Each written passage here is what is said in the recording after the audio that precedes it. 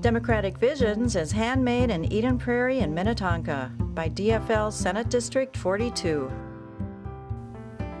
The need to respond to the threat of global warming has been put on the sidelines by Washington, St. Paul, and the media.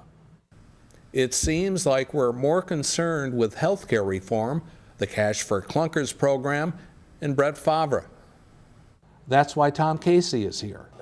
Tom Casey is an environmental attorney and co-founder of the West Metro Global Warming Action Group, volunteers who are lobbying the legislature and Congress to stay on point regarding the mother of all crises. As another global warming summit approaches in December, climatologists say that the Earth is heating up more quickly than previously thought.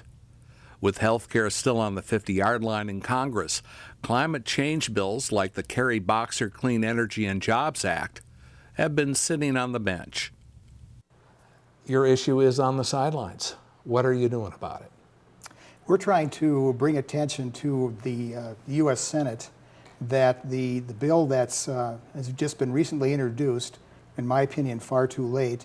It should have been introduced back in June when the House bill, the Waxman-Markey bill, came up for approval of the House. We think that because of the issues regarding health care that we hear need to be resolved, that they need to be resolved very quickly so that this bill can be adequately addressed by the Senate prior to an international conference in December. In Copenhagen? That's going to be in Copenhagen, that's correct. Who's going to be at that conference? There'll be about 170 countries represented at that conference, with the goal of coming up with an international protocol, as they say, or agreement that will aggressively address climate change. Now, how does a group of people from our area, from the western suburbs, have an impact on Congress? Well, we have to stay on top of it, and that is that read the bill, understand what it says and what it doesn't say, and then contact. The best thing to do is contact by writing to your U.S. senators, that is Senator Amy Klobuchar and Senator Al Franken, urging the strongest climate bill possible to the U.S. senators. Isn't nuclear energy part of that bill, or at least one of those bills floating around Congress right now? That's correct. It is. And your group is opposed to that? Yes, we've gone on record both at the Minnesota legislature and with senators that senator staff that we've talked with already, indicating that we feel that nuclear power is basically a Trojan horse brought in by the aggressive nuclear power lobby, mining companies and power companies and their advocates, to be part of the quote solution when in fact they're going to exacerbate the problem. So it's not clean energy in your... It's not clean energy. And you were recently in Nebraska. That's correct.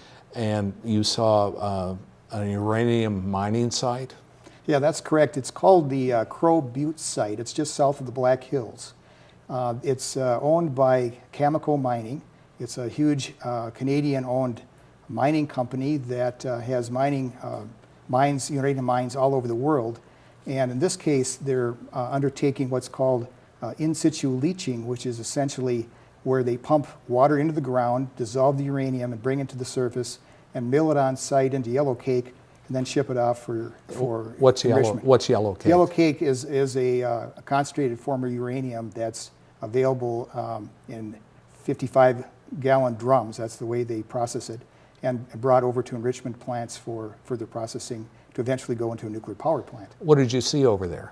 Well, it was interesting what we saw and didn't see. The fields are littered with small containers that cover either the pumping wells or the injection wells for the water to go in. And there's sections and sections of land, that's 1 square mile each, across the vast prairie where these injection wells for uranium processing have been drilled. We discovered that we shouldn't be going off any of the roads because the car would be, quote, subject to contamination. Radiation? That's correct. Okay. And that would be something that we'd have to be checked with by the plant and assured that no contamination got on us. And it's very, very insecure in terms of the boundaries. This is somewhat radioactive material in there. Well, that's the concern of local people there. There have been opposition expressed to this both by citizens and the Native Americans who live close by in terms of contamination of groundwater. The issue is arising again because there's permit applications to expand the mine over a lot more sections of land in and around the Crawford, Nebraska area. So the issue is, pardon the pun, hot and will be for some time. Action is needed very, very quickly. Contact your senators as soon as you can and urge a strong bill that will address the climate change issues, and also don't ask them to delete from the bill the provisions that encourage nuclear power and carbon capture and storage. When do you think we're going to get back on track? I'm optimistic, but we have to get it done by December, or the U.S. is not going to look very good going to an international conference when they brought nothing to the table. We need a strong bill passed before we go to Copenhagen in December. Tom Casey, thanks for coming. Thank you very much.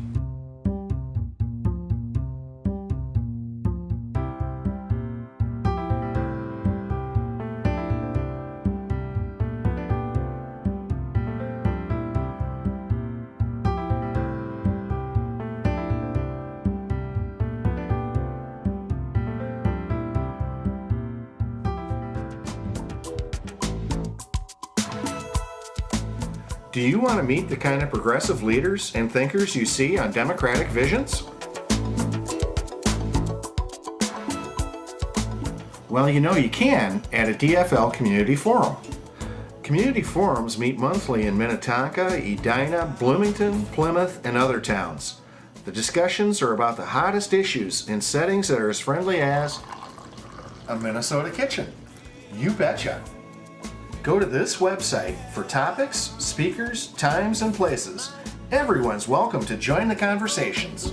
That's on the web at myaurora.org. Cream or sugar? Get going at myaurora.org. We'll be looking for you.